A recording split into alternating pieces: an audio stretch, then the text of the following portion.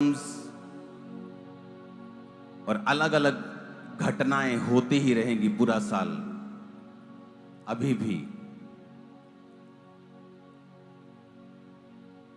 तो जिसने फास्टिंग नहीं की, जिसने प्रार्थनाएं नहीं की, वो इस साल को चुन ले।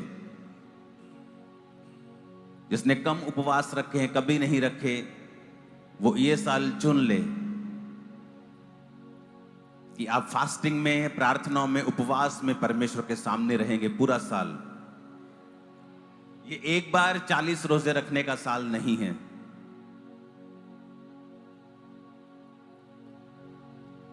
ये एक बार 40 रोजे रखने का साल नहीं है। ये वो साल है जब आप पूरा साल रोजों में रहें, प्रार्थनाओं में रहें, उपवास में रहें, क्योंकि वो आपके जरिए देशों के बीच में भी कार्य करेगा और आपके परिवारों के बीच में भी कार्य करेगा। जो ये रोजे रखेंगे, उपवास रखेंगे पूरा साल, सिर्फ परमेश्वर आपके जरिए देशों के लिए प्रार्थनाओं को ही नहीं सुनेगा, वो आपके परिवारों के बीच में भी और आपकी जिंदगियों के बीच में भी बड़े और भयंकर और सामर्थी काम करेगा।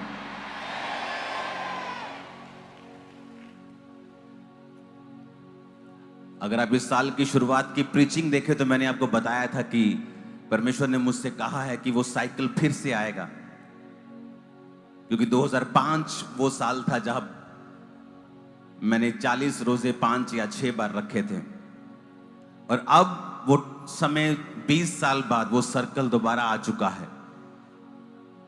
मैं अभी भी फास्टिंग में हूं। 40 फास्टिंग्स आपकी खत्म हो गई, लेकिन मेरी नहीं हुई, क्योंकि ये 2025 हमें फास्टिंग करनी है, प्रेयर करनी है, क्योंकि परमेश्वर ना केवल इस देश में, दूसरे देशों में आपकी प्रार्थनाओं के द्वारा बड़े कार्य करेगा, बल्कि वो आपकी जिंदगी की एक बड़ी नींव इस साल में डाल देगा। और ये इतनी स्ट्रॉन्ग नींव होगी, एक ऐसी ग्रेस होगी जब आपकी लाइफ के ये ऊपर आएगी, ये अनबीटेबल होगी, यूनिक होगी, अलग होगी, कॉपी नहीं कर पाओगे कोई भी। ऐसी ग्रेस आपकी लाइफ के ऊपर आएगी। इसलिए 2025 में जिन लोगों ने प्रार्थनाएं कम की हैं, फास्टिंग कम की है, बाइबल कम पढ़ी है, ये वो साल है जब आप इस साल में अगर आपने ये समय संभाल लिया, अगर ये साल आपने प्रार्थनाओं में, उपवास में, रोजों में, अपने बाइबल रीडिंग में निकाल लिया, ये साल आपने परमेश्वर की उपस्थिति में गुजारा, तो एक ऐसी नींव पड़ेगी, एक ऐसी नींव पड़ेगी जो उखाड़ी नहीं जा सकेगी। ये नींव आपके फाइनेंशियल लाइफ के लिए होगी, ये नींव आपकी फिजिकल लाइफ के लिए होगी, स्पिरिचुअल लाइफ के लिए होगी। अगर आप सेवकाई के लिए चुने गए हैं तो ये साल आपके लिए इंपॉर्टेंट होगा, क्योंकि परमेश्वर कुछ बातें, कुछ ग्रेस आपको देगा जो आपने कभी पहले नहीं पाई होंगी। ये साल आपके परिवारों के बचने का साल होगा, आपके परिवारों की साल्वेशन का साल होगा। आप बहुत से अपने आसपास के लोगों को, अपने रिश्तेदारों को, अपने करीबियों को, अपने मोहल्ले, नगरों में आप देखेंगे बहुत से लोग परमेश्वर की साल्वेशन को ग्रहण करेंगे। जिस तरह आप देखेंगे अंधेरा बढ़ रहा है दुनिया में, युद्ध बढ़ रहे हैं, वॉर्स बढ़ रहे हैं, वचन पूरा हो रहा है कि कौम के ऊपर कौम चढ़ाई करेगी, राज्य के ऊपर राज्य चढ़ाई करेगा, युद्ध की बातें होंगी, भयंकर लड़ाइयां होंगी। जब आप इन वचनों को पूरा होते हुए देख रहे होंगे, तब आप एक तरफ पवित्र आत्मा के कामों को भी बहुतायत के साथ होता हुआ देख रहे होंगे, बहुत सी रूहों को आप बचता हुआ देख रहे होंगे, बहुत से गैंगस्टर्स, बहुत से बदमाश परमेश्वर में आकर अपने जीवन को आप देखेंगे बदल लेंगे और परमेश्वर की सेवा करेंगे। बहुत से लोग आपके आसपास, बहुत से लोग आप देखेंगे, वो समझ जाएंगे कि प्रभु यीशु मसीह धर्म या जात को बदलने के लिए नहीं, वो जीवन को बदलने के लिए आया। इस सच्चाई के प्रचार को आप होता हुआ देखेंगे, एक बड़ी शिफ्ट को होता हुआ देखेंगे, एक बड़े बदलाव को होता हुआ देखेंगे। परमेश्वर ने कहा भारत के लोग प्रार्थना करें और वचन पे खड़े हो जाएं, क्योंकि मैं तुम लोगों की प्रार्थनाओं के द्वारा एक बड़ा बदलाव तो मैं दूंगा, और अगर तुम प्रार्थनाएं नहीं करोगे तो यह बदलाव देरी से होगा।